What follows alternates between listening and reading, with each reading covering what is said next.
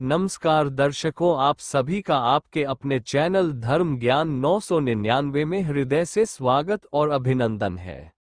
महाभारत की महाकाव्य गाथा में गोता लगाएं, क्योंकि हम उस महत्वपूर्ण क्षण का पता लगाते हैं जब पांडवों को 12 वर्षों के लिए निर्वासित किया जाता है और उन्हें 1 वर्ष के अज्ञातवास अज्ञात जीवन की चुनौती का सामना करना पड़ता है।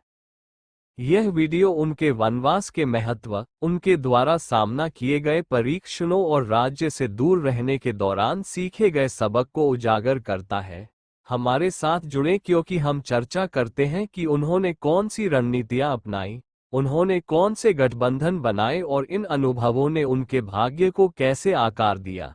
इस पौराणिक कथा को परिभाषित करने वाली वफादारी, बलिदान और लचीलेपन की समृद्ध कथा को जानें।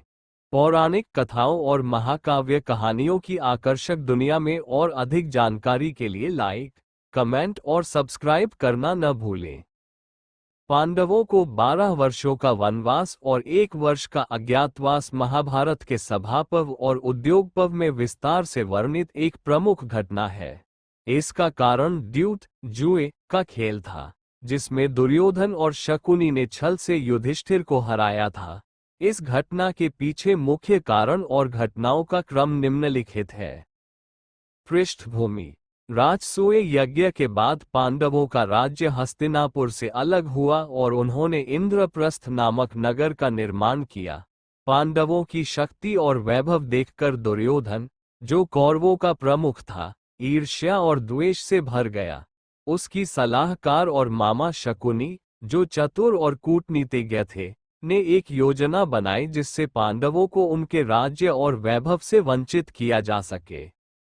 द्यूत सभा जुआ: शकुनी ने दुर्योधन को युधिष्ठिर को द्यूत जुआ के खेल में निमंत्रित करने की सलाह दी। युधिष्ठिर को जुए का निमंत्रण दिया गया, और क्योंकि उस समय राजाओं के लिए जुआ खेलना सामाजिक रूप से प्रतिष्ठित माना जाता था, युधिष्ठिर ने निमंत्रण स्वीकार कर लिया।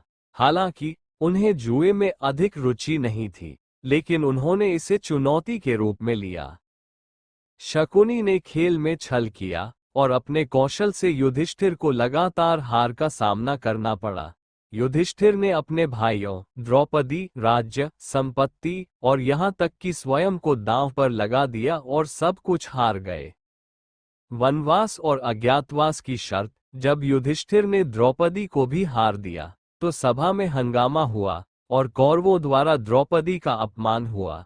इस अपमानजनक घटना के बाद धृतराष्ट्र ने हस्तक्षेप किया और पांडवों को उनकी संपत्ति वापस करने की घोषणा की, लेकिन फिर से द्यूत का आयोजन किया गया और इस बार शर्त थी कि यदि पांडव फिर से हारते हैं तो उन्हें 12 वर्षों का वनवास और 1 वर्ष का अज्ञातवास करना होगा। यदि वे इस अज्ञातवास के दौरान पहचाने जाते हैं तो उन्हें पुनः 12 वर्षों के लिए वनवास करना होगा। युधिष्ठिर ने फिर से जुआ खेला और दुर्भाग्यवश वे फिर से हार गए। इस प्रकार पांडवों को 12 वर्षों का वनवास और 1 वर्ष का अज्ञातवास करना पड़ा। वनवास और अज्ञातवास 1. 12 वर्षों का वनवास: इस अवधि में पांडवों ने विभिन्न स्थानों पर अपने समय को बिताया। उन्होंने अपने धैर्य, साधना और रणनीतिक कौशल का विकास किया। इस दौरान श्री कृष्ण ने भी पांडवों को मार्गदर्शन दिया। 2. 1 वर्ष का अज्ञातवास: अज्ञातवास का समय ऐसा था जब पांडवों को किसी भी पहचान के बिना रहना था। इस दौरान उन्होंने विराट नगर में गुप्त रूप से सेवाएं दी और वहां के राजा विराट के यहाँ विभिन्न रूपों में काम किया। निष्कर्ष: इस प्रकार पांडवों को वनवास और अज्ञातवास का सामना जुए में धोखे के कारण करना पड़ा। ये घटना महाभारत के युद्ध का एक प्रमुख कारण बनी, क्योंकि अज्ञातवास के बाद जब पांडवों ने अपना राज्य वापस मांगा तो दुर्योधन ने इसे देने से इनकार कर दिया, जिसके परिणामस्वरूप कुरुक्षेत्र का महायुद्ध हुआ। अंततः इसने बुराई की ताकतों पर उनकी जीत का मार्ग प्रशस्त किया। देखने के लिए धन्यवाद। अगर आपको पांडवों की यात्रा के बारे में ये जानकारी दिलचस्प लगी तो अपने विचार कमेंट करना न भूलें और महाभारत की और भी महाकाव्य कहानियों के लिए हमारा अगला वीडियो देखें। जय सनातन धर्म और संस्कृति। जय श्री कृष्णा जी।